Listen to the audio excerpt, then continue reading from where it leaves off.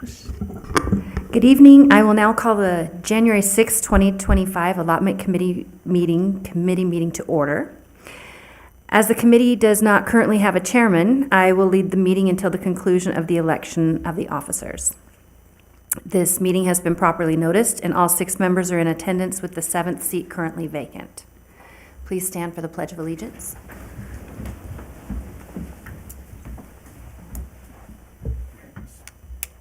I pledge allegiance to the flag of the United States of America and to the republic for which it stands, one nation, under God, indivisible, with liberty and justice for all.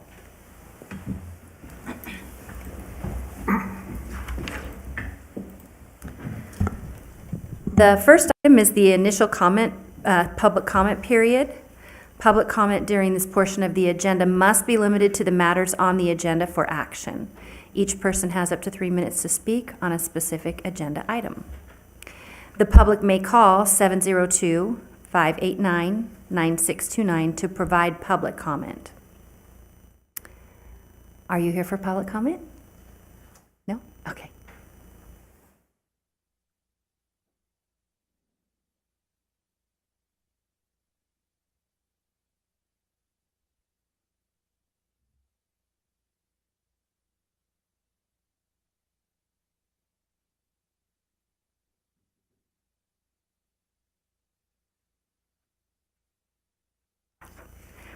Seeing no one, we will close the first public comment period.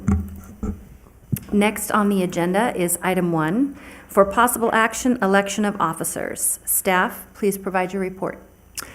Good evening, committee members. My name is Michael Mays. I am the Community Development Director and Acting City Manager, and I want to begin by saying thank you for your service and commitment to the Allotment Committee. So before we begin the business of tonight's meeting, we need the committee to elect a chair and a vice chair. Normally this occurs at the beginning of the construction year, which is July 1 of every year. But since this committee has not met for 2 years, we need to conduct that business tonight. And so in your packet, you have an attachment 1 with agenda item 1, which lays out the process for selecting a chair and a vice chair. You take these in turn. So you would begin with asking if there are nominations for chair, and then the people nominated, you would confirm that they are willing to accept that position. Then you would close those nominations. If there's only one nomination, then you don't need to take a vote because it's by acclamation. But if there are 2 nominations, then the committee will vote on each nominee in turn. And the one who gets the majority of votes will become either the chair or vice chair.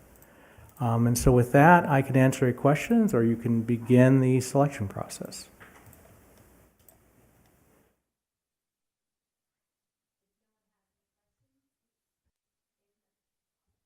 If no one has any questions, I'd like to open the floor to nominations. Beginning with chair first.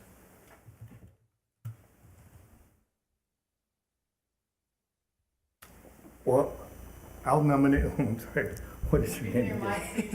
You've done such a great job with it, and understand you've been on the committee, who has been on the committee before? Well, I think you have. I'll second that. Yeah, you know, Will you second him too? I mean, I'd like to nominate, Rebecca Ballister. Rebecca Ballister is the chair. And I'll second that motion. Okay. Are there any further nominations? So you would close the nominations for chair, and you would be chair by acclamation. Okay, if there's only one nomination for the position, then that is that person is elected by acclamation. So do we need to do a vice chair? Correct. Okay, so I'd like So to open the the- nominations for a vice chair at this time. Yeah, and the role of the vice chair is to serve as acting chair in the absence of the chair. I'd like to nominate Ellen for vice chair. I'll second that nomination. Sure, I have, I would be happy and proud to do that. I've had experience as the chair of the Historic Preservation Committee meeting, so I'll be happy to help. I've run these before, and you have too, I'm sure. And great, I would be honored. Do we need to do an all in favor? Well, you would ask if there's any other nominations. Are there any other nominations? If not, you would close. All right, we will close, and Alan Goya is the vice chair. Item number 2, agenda item number 2 for possible action, approval of the minutes of the December 19, 2022 regular meeting. Do I have a motion for approval? Can I just note one thing I saw in there that may need correction? Under members present and absent, it had Rodney Woodbury as absent, but then later on under committee members present, it had him present, and I guess he participated via Virtually. teleconference, so would that need to be corrected? Yes, so I can correct that on the back end once you approve the minutes with that correction. Good. No, that's perfect. I'll second that. So you'll need to ask all in favor. All in Say favor? aye. Aye. Aye. Okay, the motion is approved.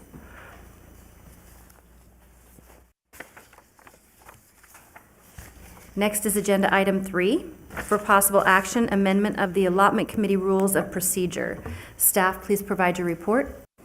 Good evening, Allotment Committee. Nikisha Lyon, I'm the city planner here with the Community Development Department. Item number 3 is for consideration for an amendment to the Allotment Committee Rules of Procedure. These rules were adopted by the committee, and they provide guidance on how to conduct committee business, and they were last modified on May 3rd of 2021. So staff is proposing a series of amendments in order to ensure that we comply with Title III of our city code, which gives the procedures overall for all boards and commissions. So these changes, just to provide a summary, includes updating the election date of chairman and vice chairman to be the first scheduled meeting for the applicable construction year rather than annually at the July meeting. And this is just based on the limited amount of meetings that we typically have. And then updating the meeting time from 6 p.m. to 5 p.m. And this aligns with other city meetings. Removal of work sessions, as these are not typically held by this committee. And then updating the attendance procedures and committee member eligibility requirements to fall back on city code, specifically section 3-1-6, since that governs those requirements. And then just overall language and deadline changes. Additionally, I would like to ask the committee to also remove the mention of work session. This is on page 14 of the packet, section 3, agenda provisions A. This was just left in error since we are proposing to remove work sessions from the rules. So with that, the motion for consideration would be that I move to approve the proposed amendment to the committee rules of procedure subject to any changes made at the dais. We are available for any questions that you may have. Thank you. Just have one question. What were the purpose of the work sessions, and why don't we have them? In my 7 years with the city, there haven't been any work sessions. Certainly, there are training opportunities like we're going to do with the next agenda item. And so I think the terminology is just no longer needed. In the same area, under agenda with matters to be considered by the committee can be submitted up to the day of the meeting. Is that conflict whatsoever with public notice requirements? No, certainly we can receive comments up to the day of. We would put those on the dais for the committee members and make sure there's copies for the public.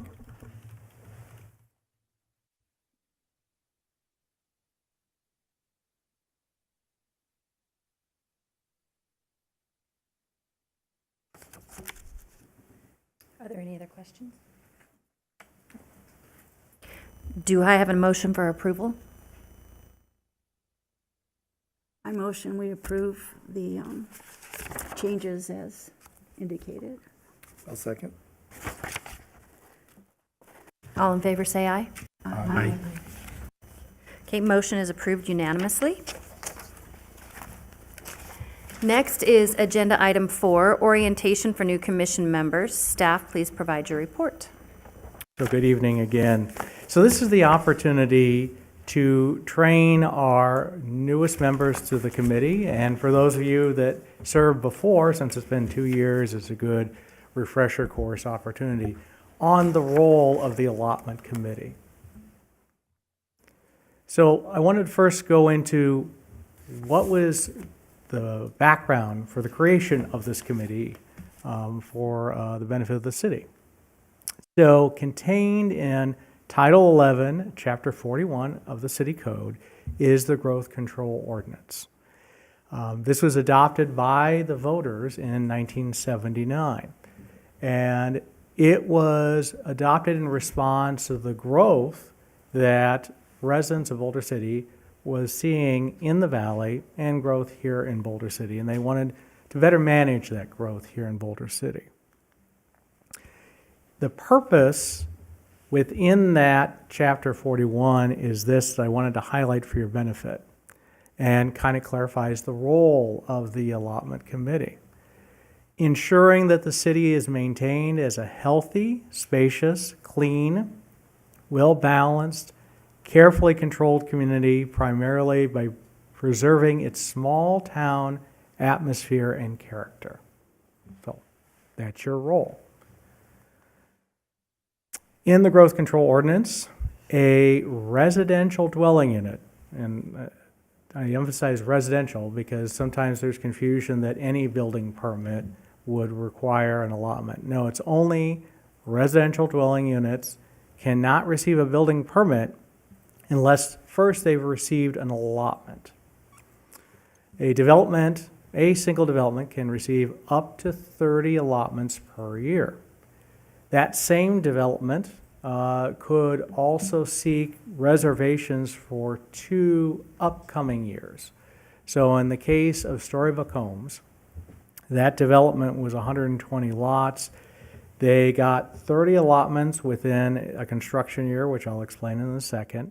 And then they also asked for reservations for the next 2 years. So they wouldn't have to come back before the Allotment Committee. So, dwelling units that need allotments. Every single family home, every condo unit, not the condo complex, but every unit within that condo, every apartment. So if you have a 20-unit apartment complex, it requires 20 allotments in order to be built. Every motel room and manufactured housing. So what is the construction year? The construction year begins July 1 of every year and goes through the next calendar year to June 30th. When a developer gets an allotment, it is good for 1 year. They must then obtain the building permit within that 1 year period. If they do not, that allotment goes away. They have to come back and ask for a new allotment from the Allotment Committee. So that's why developers come before you in a timely fashion so that they know that within that year time frame, they plan on building homes. But, I give a question? Go ahead, But yeah. Not necessarily completing them in that year then, just being able to start a home and, or pull a permit. Can they build a home in the next year? Let's say if they get a permit and, at the end of, let's say they get a permit in May, for example. Yes, that is correct, and it's a good question. They have to pull the permit within a year. Doesn't mean they have to have the home completed within that time frame. So we have other provisions with our code that as long as you have constant construction occurring and not disruption, that could take a year, it could take a year and a half to finish the home. But they pulled the building permit within the year of when it was allotted to them.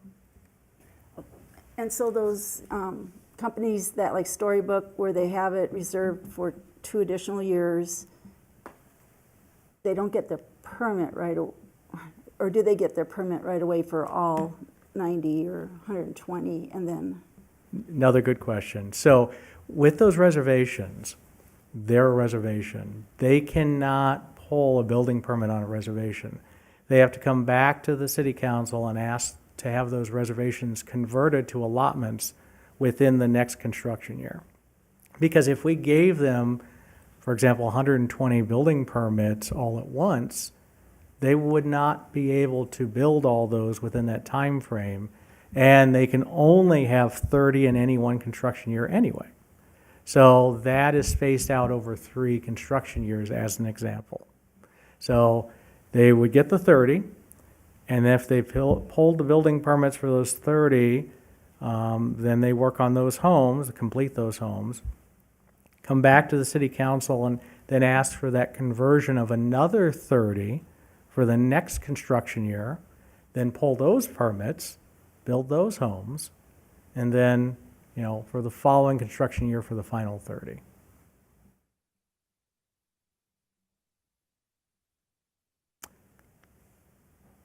This is a graph showing the allotments issued each year. You'll see that the green bar represents the maximum number of allotments that can be issued in any one construction year. It's 120. As you can see by the chart, though, over the last 10 plus construction years, the city has issued nowhere near the 120. When Storybook Homes was being constructed several years ago, you can see 40, 36, 27. So we never come close to issuing the maximum number of allotments per year. And it's just by the nature of the fact that there's very little vacant private land available for development. And as you're also may be familiar with our charter, in order for the city to sell land for any type of development, the voters of the people have to approve it first. And so that is also a major factor in what limits the number of building permits and allotments that are allocated for residential developments each year. So, the role of the committee in your evaluation. The committee's role is to rate the development based on several criteria contained in Chapter 41. The committee years ago made a distinction between a subdivision and a single-family home. So, if a property owner is building an owner-occupied home, they don't have to get an allotment in most cases because it's owner-occupied. But if a home builder is building a custom home and selling it to somebody else, then they do have to get an allotment. And what this committee determined years ago is that all 9 criteria don't apply to a single home.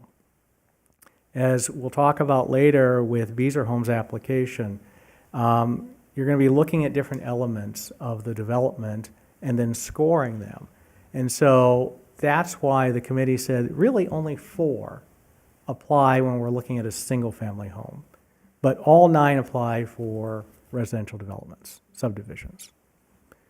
So then the allotment committee makes your evaluation, and then this evaluation is forwarded on to the city council.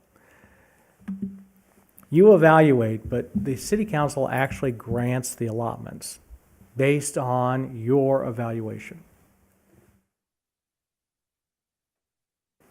So I wanted to highlight briefly the 9, and you'll see 4 are highlighted in red. Those are the ones that you would look at with a single-family home, just to make that distinction.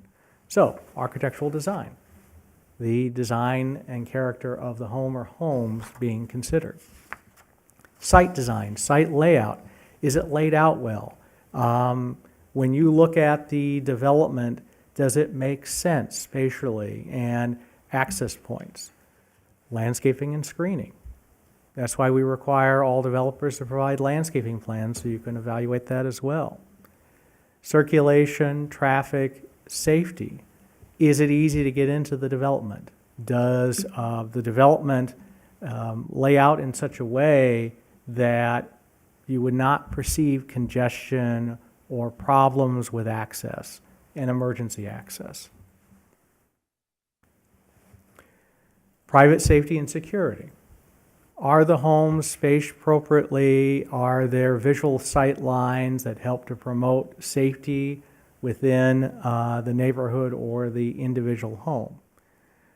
Quality of the open space. Is the development providing open space? Could the development provide open space? You evaluate that factor. Trails and pathways. Are they providing trails, pathways, sidewalks for pedestrian access? Orderly development and extension of the city. Is the development that's being proposed a natural extension of the city? And what does that mean? So Boulder City is pretty well concentrated within what I refer to as the I-11 Beltway. That's where all the residential development is occurring. If somebody was proposing a residential development out in the valley, disconnected from utilities, disconnected from roads and access, what planners like to call leapfrog development, that would not be considered orderly development of the community or an extension of the community. But if the development is already surrounded by the city and neighborhoods and streets, then that's more orderly development. And then, what public facilities the development is providing. So those are the 9 criteria that you evaluate with each subdivision, and the 4 highlighted in red for a single-family home. Just another question. But this committee is not the first, we're not the first ones to look at these plans. I'm assuming that staff has looked at these plans, so it has followed through the planning department, that they're following all the rules of Boulder City. We can assume that they are, it's gone through the zoning commission and all, whatever zoning issues are been addressed, and whatever, all these plans are suitable to the city. We're just kind of citizens kind of evaluating what we assumed are already fine with staff. How do I say that? Yes, another good question. Yes, when the city is evaluating proposed developments, it starts with staff. Staff evaluates the developments with respect to, is there adequate utilities to serve the development? Is the development meeting the building code requirements of the city?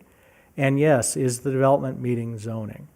Before the allotment committee can even be presented with a proposed consideration for allotments, it has gone to the planning commission prior, and the planning commission has certified that it complies with our zoning. If it doesn't comply with our zoning, or they haven't sought appropriate variances, then it can't even come to this committee. So as you're evaluating this, we wanted to kind of highlight certain considerations. Try to avoid looking at it with personal preferences. You're looking at it objectively in terms of how the character and quality of the development fits within the community. We encourage you to drive by these sites to check them out. That sometimes can generate a lot of questions that then staff can help answer, and it gives you a better feel of the site and proximity to other uses and or neighborhoods. We provided the score sheets at the dais. They were also provided in your packet. And when you're looking at the Beazer Home application, Nikisha will be walking you through those criteria and how to use the scoring. Not all the rating criteria may apply. I mentioned earlier, some developments may not be able to accommodate some of those criteria. And so you want to kind of evaluate that and not penalize the developer because they aren't able to address that, which would affect their score. So kind of keep that into consideration as you evaluate different projects or single-family homes. So there are exceptions to the requirement of allotments. Owner-occupied homes, if they're building on a lot created prior to 1996. Most of our subdivisions were developed prior to 96, and so in those cases, if somebody comes in and they're building their home on that lot and they're going to live there, they do not need an allotment. For those subdivisions built after 96, they do require an allotment, but not an evaluation of the committee. We just tally that in the total number of allotments for that year. And there is also an exception in the growth control ordinance that encourages senior and or affordable housing by saying within a 5-year time frame, a developer or developers can receive 50 allotments for free. Doesn't count toward the 120, doesn't require review by the committee, and that was a way the city looked to encourage those types of developments within Boulder City. Okay, one more question. So the proposed affordable housing that was proposed for the cemetery area, that wouldn't have gone before the allotment committee then? Because In of that, senior in housing? that case, no, because they were proposing 50 units, and so that would have met this requirement. Okay. Yeah.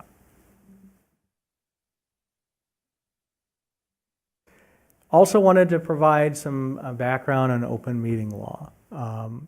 Nevada's open meeting law has several things that it's important to take into consideration. You don't want to discuss matters that are coming before the committee with other members of the committee outside of the meeting. That could be considered a violation of open meeting law.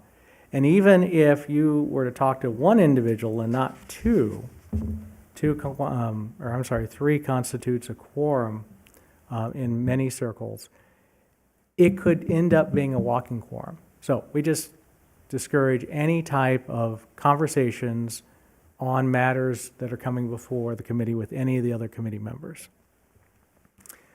You also, in order to comply with open meeting law, want to stick to the agenda item that's before you.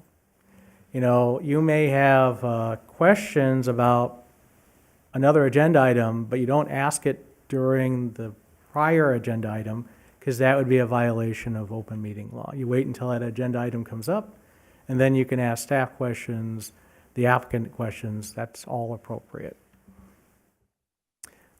You've already done this, but you know, with motions, there needs to be a second. And once there's a second, then the committee can discuss the matter. So somebody may make a motion to vote yes or no on something. Others can't weigh in on that until somebody makes a second. If there is no second, that motion dies, and you move on from that. So that's another thing to keep in mind. With this committee, because there are 7 members, 4 are needed to hold a meeting. So that's why it's very important that, you know, understanding the infrequency that this committee meets, we as staff, it's going to be our job to keep you up to date on when we think an upcoming meeting is going to happen, but let us know if you're not going to be available. Because if we end up with only 3 members showing up, either in person or on the phone, we can't even hold the meeting. We have to have 4 to conduct the meeting. So that's where it's important for us to know if you're available or not. And with that, I can answer any other questions about your role on this committee. On the, is it time, can we talk about the form? I mean, The criteria? form in general, but Yeah. not specific to the application. Well, I just noticed that, you know, there's different values for different categories, like 10 to 20 to 15 to 5. does this indicate the importance of that criteria when this was written, of the city's values or something like that? The committee evaluated, how much weight to put on each of those areas and came up with that list. So yes. So the higher scoring ones, there's more importance with those criteria. I have a question with regards to specifically on this, where it says a provision of public and or private usable space and foot or bicycle paths. And when you said if they're not able to do that, don't count that against them. So how should a person score that if it's not existent? In my mind, it was a 0. So would you please clarify that? There could be two ways. The committee could determine that you're just going to give that a neutral score, whatever that is. Or you could, as a committee, say, really, this criteria doesn't apply. And if that's the case, you would communicate that to staff. And then when we're doing the tallying of the scores, we wouldn't factor in those total points. What do I mean by that? So let's just go back to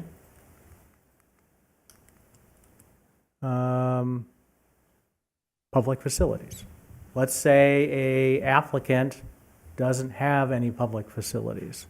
And I don't recall what the points are for public facilities. 15. Yeah.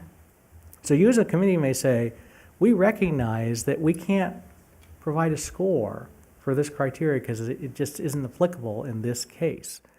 So we would reduce the total number of points by 15. You wouldn't even score on that when you leave it blank, but then it wouldn't negatively impact the developer's score because it would be taken from the total. If that makes sense. But the committee would have to collectively say, we don't believe this is applicable in this case. What is a negative score for a developer? I mean, what will it do to them? And what's the range of, what does that mean? Well, the developers try to strive to get a 70% rating or higher from the allotment committee. And so if you had situations where you're giving a lot of zeros, they could drop significantly below 70%. And so that's where that helps to address that issue. I guess my question, just to follow up on that, is what is the impact then on the developer when it then goes forward with a score? Perhaps it was less than desirable to the council. Well, obviously, your ranking, your criteria, and your score is presented to the council, whatever that number is. And it's really an indication of how you value the quality of that development or that individual home. And so I guess the impact, based on conversations with prior city attorneys, we can't deny a building permit if it meets all the code requirements. But developers are going to want to put their best foot forward. They're going to come before the allotment committee and present why they believe their development or an individual home merits a higher score ranking. Are there different requirements for different size developments for public places and pathways and open spaces? There's no hard and fast rule that says 50 dwelling units have to have these type of public improvements. It depends on the case-by-case basis. Certainly, as staff is evaluating the projects, when there's infrastructure requirements, when there's sidewalk requirements, when we believe that there's a need for open space, those types of things are taken into consideration in discussions with the developers. I don't know if this is, tell me if it's not appropriate, Michael, but I was talking to Alan Stromberg today about the original purpose, what he thought the original purpose of the allotment committee was when it was developed in the 80s. You know, do you mind if I share that, his thoughts on it? Yeah, go ahead. Okay. You know, one of the things that, the reason they had an allotment committee is that when we put in the growth ordinance. This was during the 80s and 90s when Vegas was growing like crazy. And what was assumed was that we would get our 120 lots into be very precious commodities, and we thought there would be a bidding war. Everybody would want to build in Boulder City because it's Boulder City. And there would be like a line out the front, and that's the working groups and those kind of things what to evaluate. So it was really the intent of the committee, I think, was a citizens group to look at all these choices we're going to have and deciding which was the best choices for Boulder City. And it was like the public's input, like, well, this is what I would want in my community, or not so much correct, but it was just like the first view. And as it worked out, there hasn't been that big line of people, and what we still are, I think our duty is, I mean, it's kind of, I think why I wanted for serve in this committee. It is the first, is a chance, unique in Nevada, and the law that Ralph Denton put together was that it was allow the citizens to at least have a glimpse at their future, the future neighbors, have an input, and to say, we want this kind of community rather than this kind of community. And it still, I think, has a value for people like us, concerned citizens, to say, that's what I want in my community. So I think it's a subjective thing. I don't think and that's why I kind of asked if it's planning and if staff had a value. I don't think it's our job to, is this legal, or is this, whatever the legal or what should be. It's really about us as citizens of Boulder City saying, do we want this community as part of our community, was the intent. So I just wanted to share that with, because Alan, I don't know if anyone knows who Alan Stromberg is, but he was the chair of the Historic Preservation Committee, and he kind of actually wrote most of the criteria for historic preservation, so the deal for the commercial areas and those kind of things. And that was the generation that kind of preserved the city in the first place, I think. And that's our job as this next generation to kind of be the protectors of that thing that they created, during the 80s and 90s here in Boulder City. Which changed it, because we could be Henderson today, but instead, 40 years later, we're Boulder City, and it's a pretty amazing place, I think. So that's what I wanted to share. Mr. Gray, I appreciate the history of what you found out there, because that makes more sense of why there would be a quantitative evaluation, right? If Right. there were people lined up, then 50% would mean different than 80%, and then the city council would be able to choose. Right, saying like between this, people only had 40 points, and this people had 80. Yeah.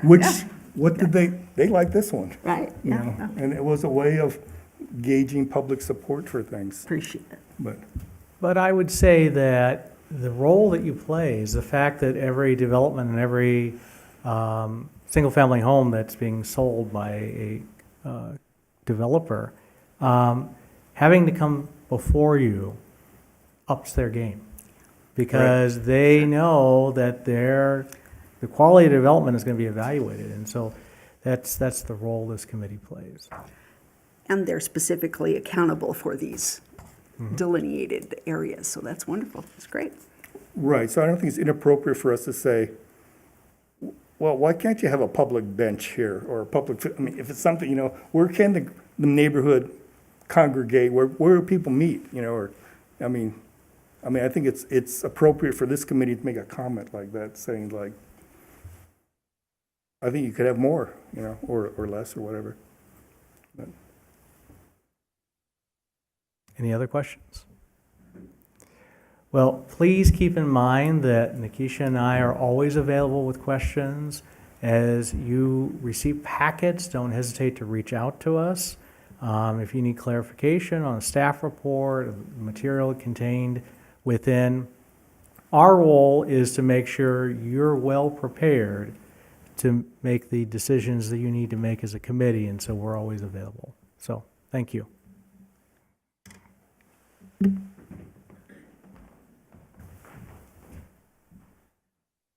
Next is Next is Agenda Item 5 for possible action, AFDA-24-197, Beazer Homes Holding LLC, Diamond Ridge, Boulder City, number 114, north of Northridge Drive, east of Arizona Street and Avenue M.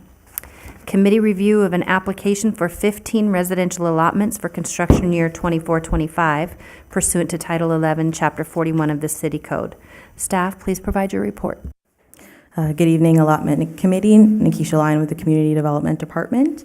So Beazer Homes Holding LLC, they recently acquired the Diamond Ridge Boulder City Subdivision number 114, and this is located north of Northridge Drive and east of Arizona Street and Avenue M, as shown on the screen.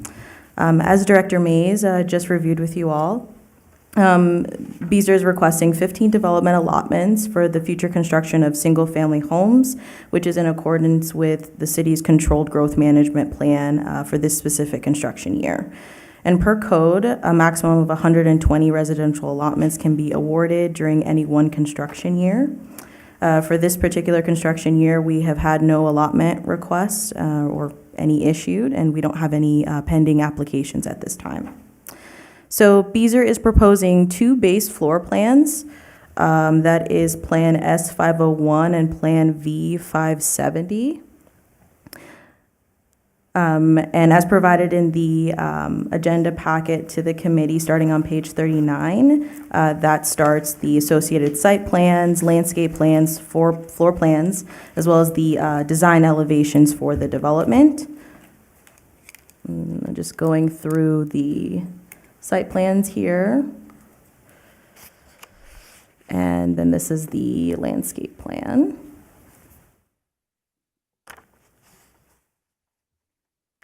Okay.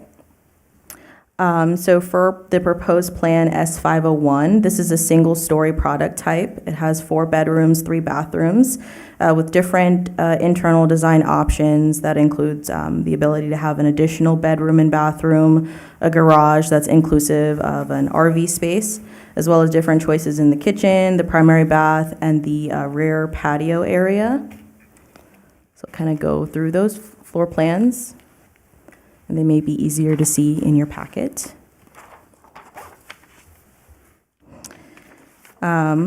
Specific to this plan, S501, the applicant requested and obtained approval of a variance application.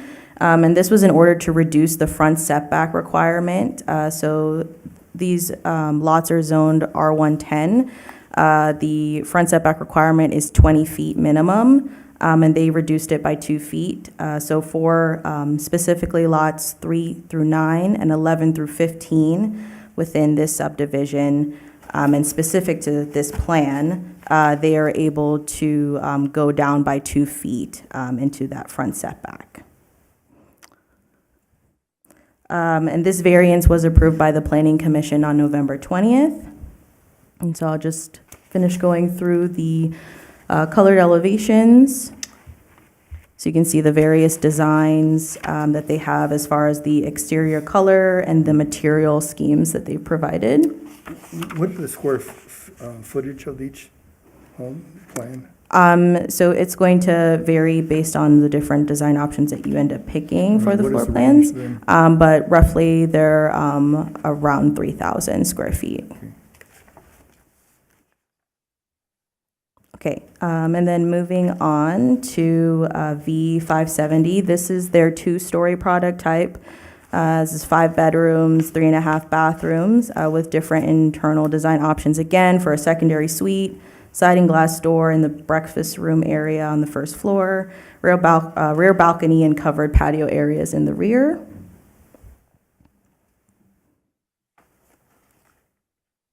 And then here are the design elevations.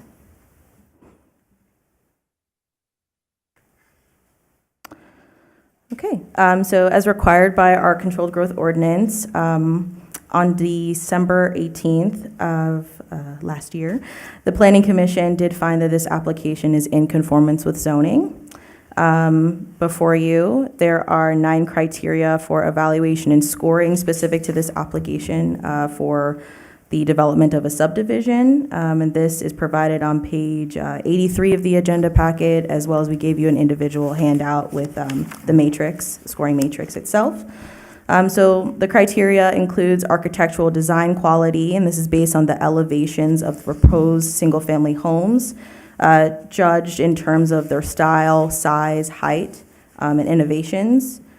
Innovative site design quality, as indicated by a lot layout, orientation of units on the lots, and the blending of construction to the natural landscape, and similar site design considerations.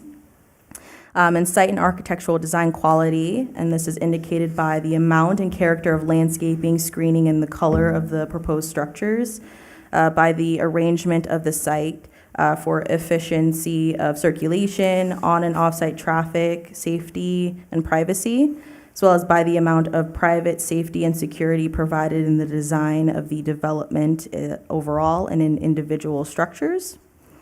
The provision of public and/or private usable open space, foot or bicycle path, equestrian trails or pathways, and then needed public facilities such as critical linkages in the major street system, schoolrooms, and other vital public facilities, as well as the extent to which the proposed development accomplishes an orderly and continuous extension of existing development rather than leapfrog development.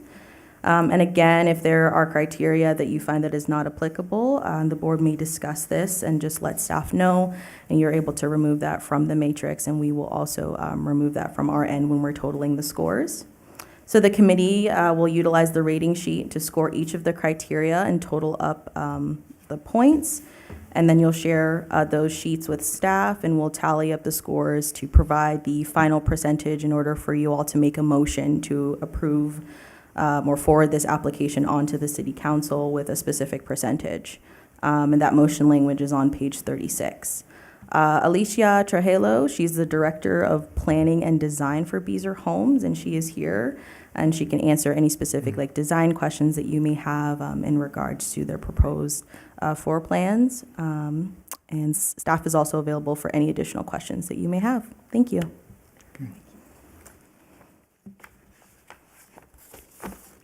Are there any questions by the committee for staff? Yeah, I have a question. What's the price range of these homes going to be? Well, that is not a zoning consideration, so you can ask the applicant that when she Maybe comes up that's the here. applicant, what do you? Come on up. Right. Hi, Alicia. Hi, Alicia. Nice to meet you guys. Currently, we're working on pricing right now, but we're anticipating anywhere from 700 to 800,000 starting price point as a base house. Right. Just a question, Michael. What are the base prices on the Storybook Home project right now?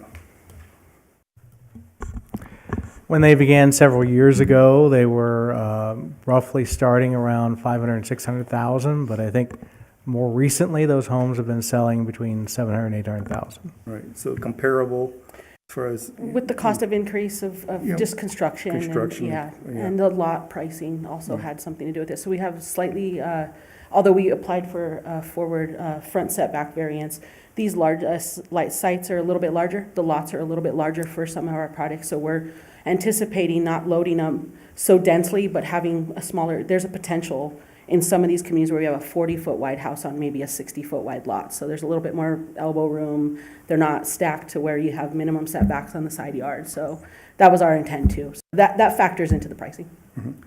Because, well, I'm sorry, one more comment. So as a question for Michael again. So it ended up, when Storybook first was selling their homes, there was some concern that, it would be out of reach for Boulder City, and we would just have hordes of rich Californians coming in from Pasadena or whatever, buying these homes. But, it seems to me it's more anecdotal than anything else that it's a lot of the local people from Boulder City that have bought the Storybook homes. They've moved up or moved there and decided to stay there. Is that kind of I just know a lot of people that live there now.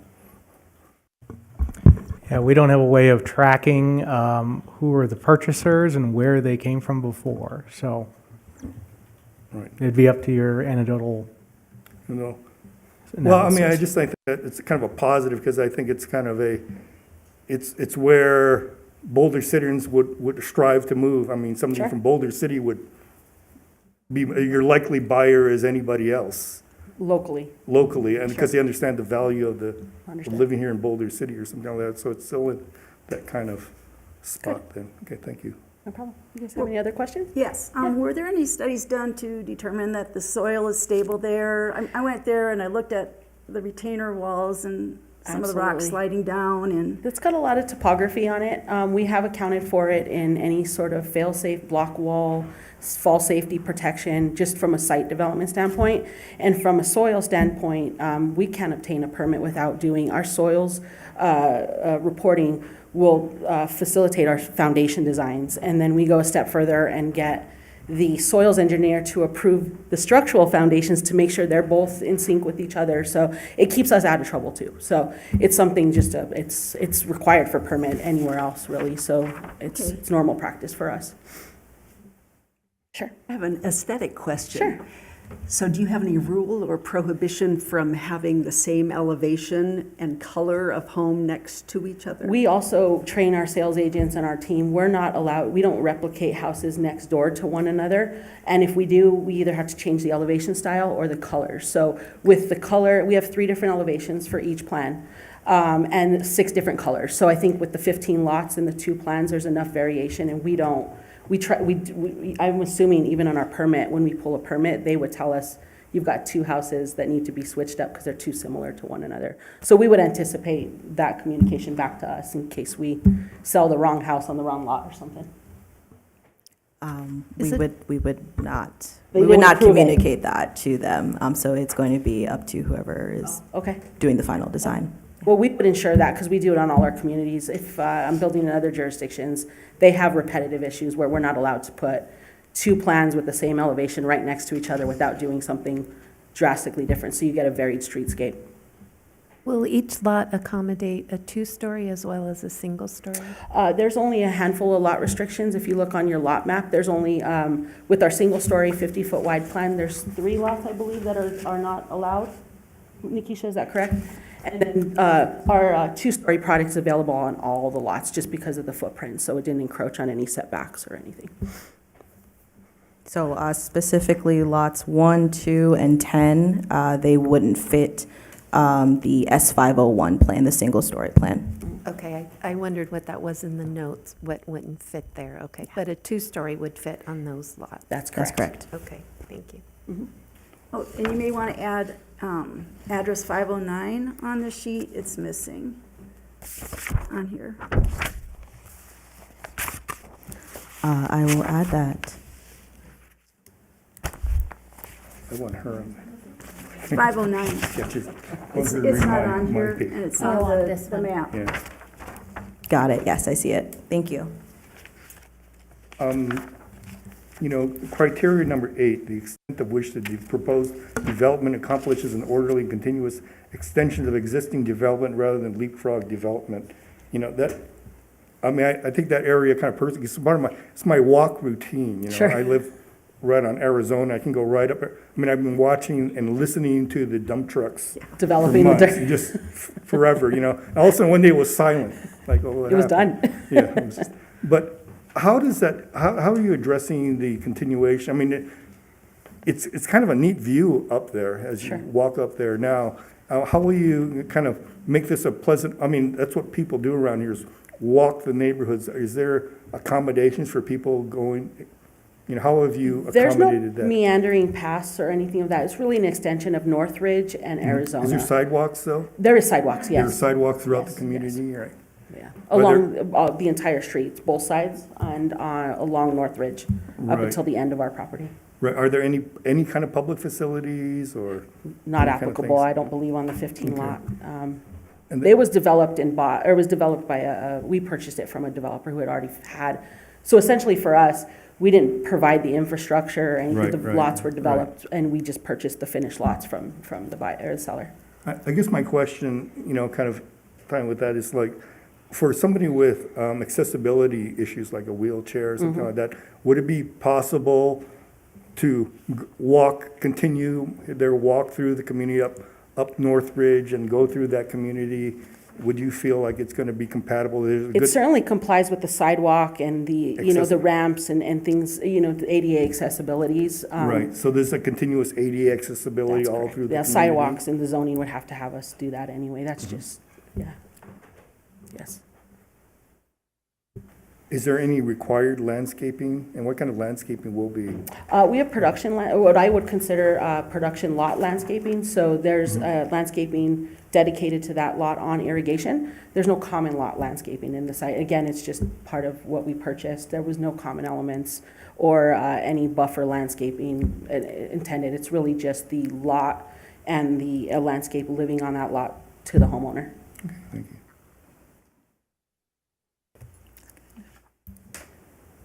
I'm curious why the easement change, the 17 feet or the 18 feet from the 20? The depth of the house, because it is a 50-foot wide single story, programmatically to get everything that we wanted in, it had to be slightly deeper. That didn't coincide with the front setback. So we learned that through exploration with the project. And quite frankly, we had the product developed already prior to seeing the lot. So we really thought it would be a good opportunity. We feel like this house, this buyer profile, along with the RV options, really lends itself to Boulder City. So that was the reasoning for really pushing on this plan. Are there any other special features of the house you'd like to tell us about? That I don't know if you know anything about Beazer Homes, but I would encourage you guys to look. We are a zero energy builder. We're about 3 years ahead on the energy front. So we have HERS reporting in the low 2s and 3s, which means a lower cost of ownership from an energy. We're doing slab installations, 100% solar, standard out of the community. So we're really on So it. these all homes will come with solar, They would be 100% solar. all powered by solar, So we have equipment efficient enough right? so that when we throw solar on there, it would be self-sustaining. This ultimately is the way we explain it to our buyers. So we really have, over the last 3 years, made a concerted effort to be more energy efficient and aware of, and really give total cost of ownership lower to the homeowner. So when you see a lower HERS score, that ultimately relates to a lower power bill. And so we know that costs are rising, construction costs are up. We're trying to give the buyer literally a lower cost of ownership at the end of the day through energy. And how does that work, how does that relationship work with the city? And so they still have city power as backup, I would assume? We do, yes. We're still tied to the grid. This isn't gridless, so there is it still ties back to the main power. But the solar is self-sustaining within the home, so it can generate as much power as the house uses, essentially. They'd be subject to the 80% rule, though, based off of with the energy company. They wouldn't be 100%.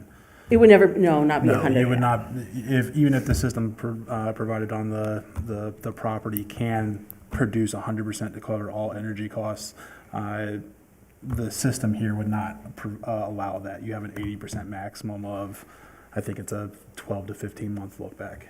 Kind of a hookup fee? Or? No, you still are going to use 20% 20%. of your maximum load average over a certain period of time. So from just a Beazer standpoint, I think energy really has been, and us being more energy conscious has really been a big push for us. So I would brag about that if I could. Are there any other homes like this that are operating on the same basis, Michael, in the community right now? Other homes like this, can you Yeah, clarify? this would be the first kind of pure solar project. I can tell you, home we comparing ourselves to other builders within this, we are the only builders doing this, production home or builders doing production this. builder. I would assume, are there other homes or private homes in Boulder City that, There may be, but I don't have that information to tell you if there's a comparable with like custom home builders or not. right? Okay. Thanks, guys. Thank you. Sure. Last question. Sure. So on these models that you're putting forth on this development, do you have any model homes close to us that people could look through? We do not currently. The 2 stories being built at Sky Hills all the way northwest area. That's one of our models, but it's not even a resemblance of what we evolve our product. So showing you that one. But this 50-foot plan for us, this single story is a new first time build. So it would be new for us too, as well as you guys. Okay. Thanks. Thanks. Thanks, guys.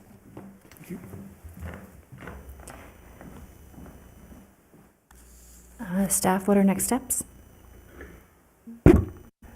So you've got the rating in front of you. This would be the point where if the committee feels that one of these 9 criteria is not applicable, then you would agree to exclude it in your scoring. If you agree that all 9 are applicable, then each one of you will individually score each of the 9 criteria, and then you'll turn those into staff, and then we'll compile it and then give you the compiled rating for the development. And then we'd be seeking a motion from the allotment committee to approve that score rating to pass on to the city council. To disqualify any of these rating criteria, are we able to discuss that, or do we need a motion from a member and then a second before we were able to discuss that?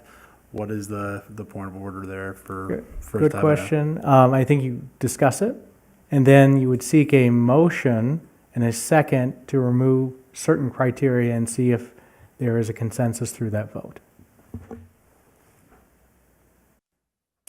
I have concerns about items 6 and 7 as far as, are those ones that we need to discuss? Score Yeah, in total? including or excluding. I would say number 9 as well.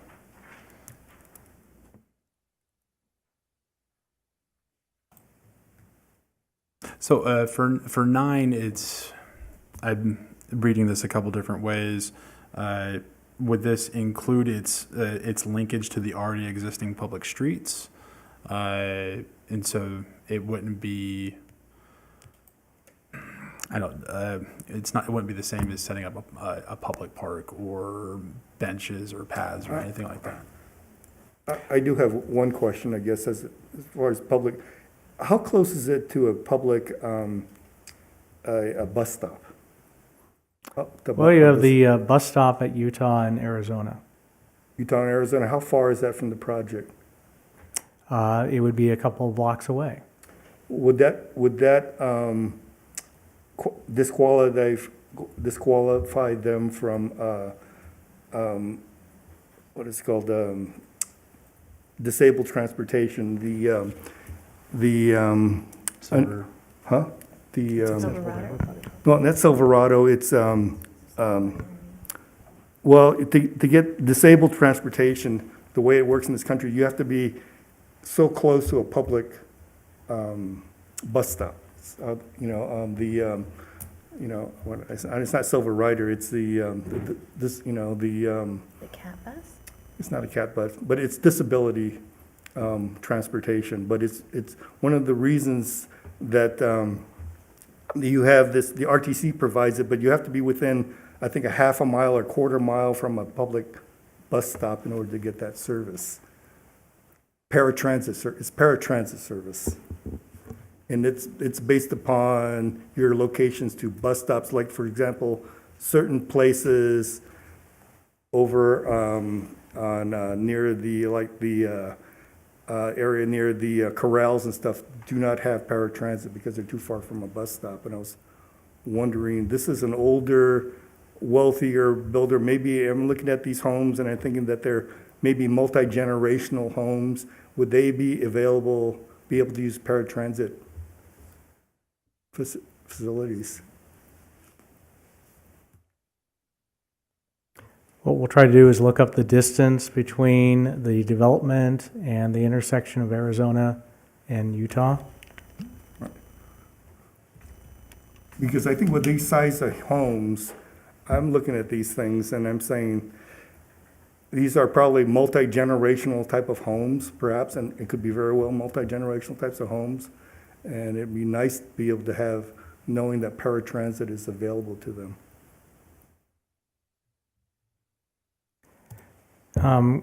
While we're looking that up, going back to committee member Yoder's question, provision of public facilities, you could consider the connection to the sidewalks, the extension of utilities, close proximity to city public facilities like the senior center, the parks, as being a benefit for this development. So I think in those ways, you could score on criteria 9. And wouldn't the completion of that street going all the way through there be Yes. part of that? That was my question too. Yes, that would be a good consideration. And these are public streets, right? Yes, these are public streets. And then there'll be an option for Northridge to continue on if that area behind that is ever sold and developed. Correct.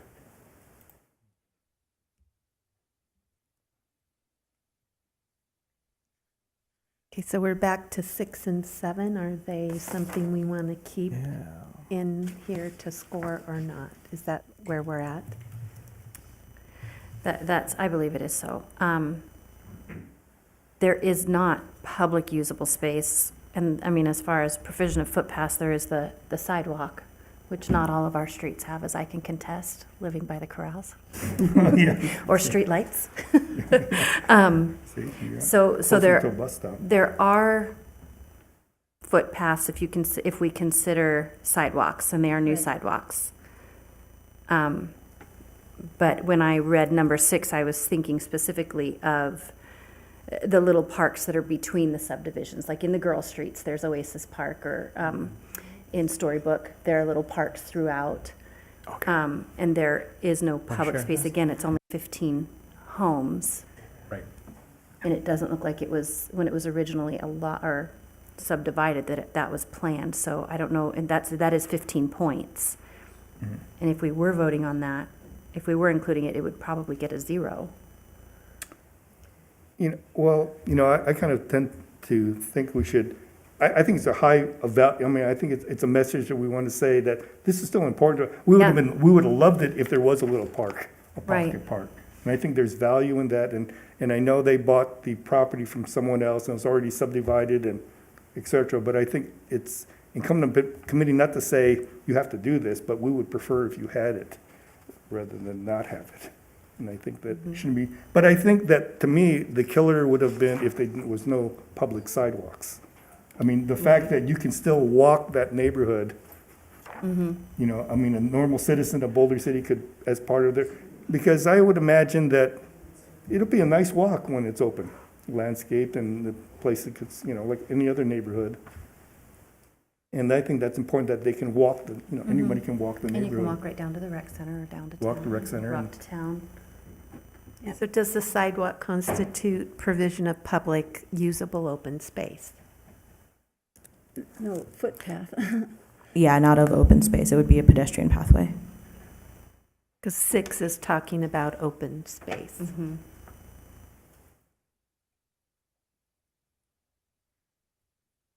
Any other comment on that? I agree with Committee Member Goya that, it does send a message that these are things that are important to us as Boulder City residents. We don't want it to look like Henderson, where it's just a bunch of houses upon houses upon houses, that those are important. We do know that the impact, as with our conversation earlier, really is negligible as far as them getting the allotment if we score this one way or the other. So it could be considered making a statement to future developers, this is important to us. Yes. Any other thoughts on that? But yet not fair to Beazer, because we're essentially grading them on something they had no control over. Correct. So Unfair, but also non-impacting. theoretically, yeah. Based off the criteria we've discussed, I believe 7 would be non-applicable in this situation at a minimum. 7 or 6? 7, the sidewalks would not constitute a footpath, Okay, anybody else agree with that? and there's not going to be any trails or any other paths in between private residences there.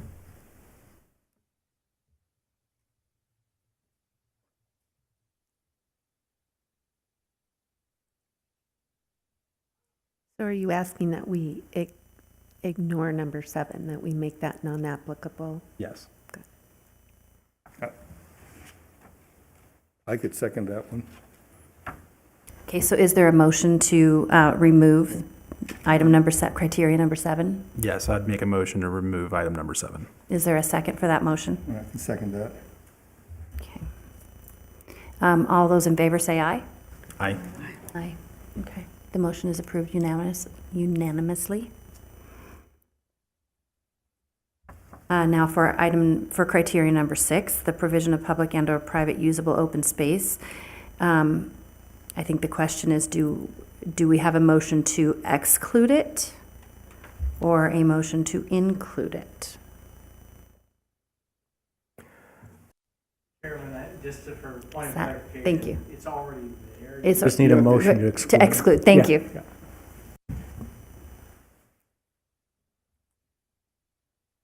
If there's no motion to exclude, number 6 will remain included. Finally, there was concern over item number 9, the provision of needed public facilities, critical linkages. Is there a motion to exclude criteria number 9? As there is no motion, number 9 will remain included.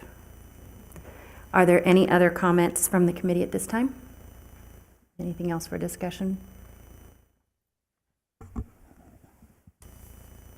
Then staff, so the next steps are to go ahead and rate. To score on the 8 criteria, fill out your form, and then you would print your name and sign it, and then turn it into staff. Thank you.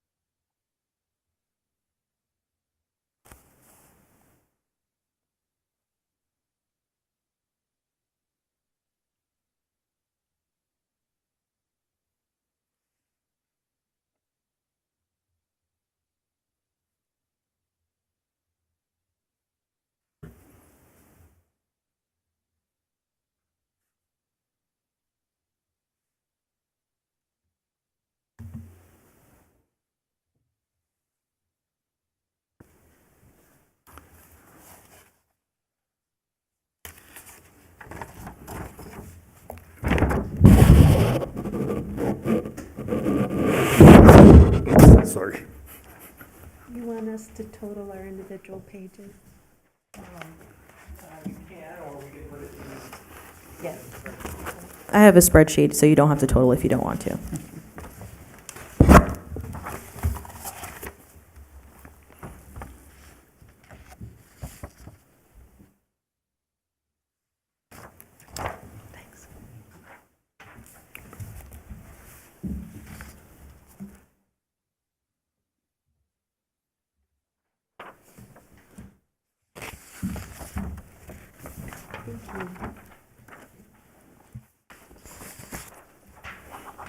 Thank you very much.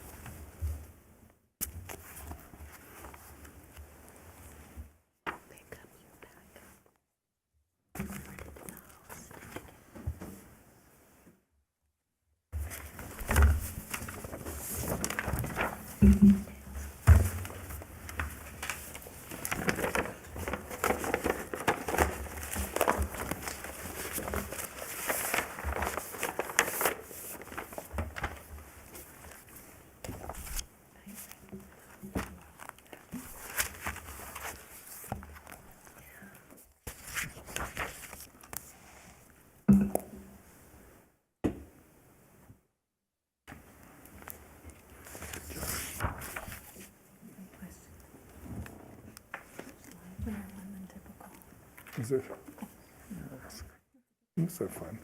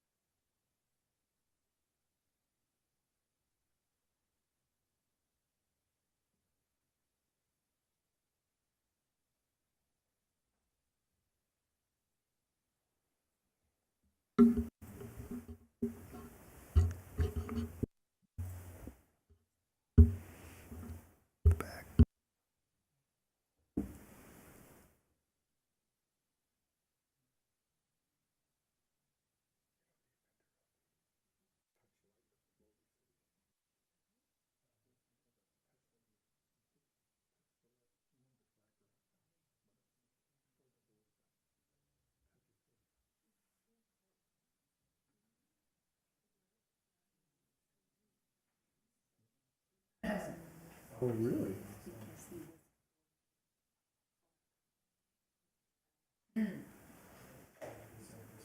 Great story.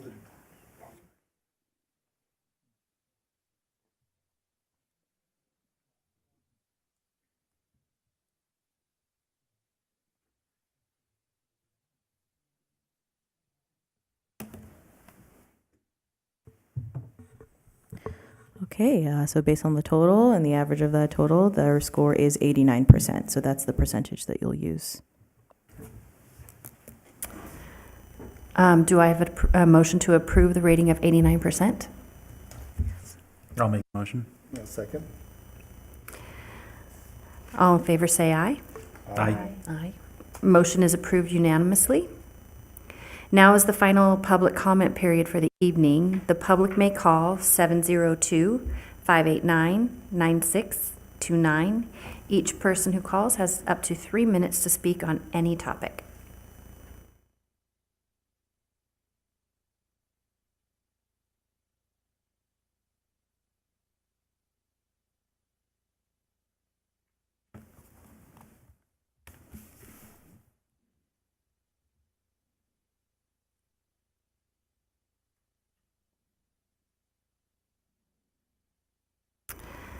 Seeing as no one is calling in, we will close the final public comment period.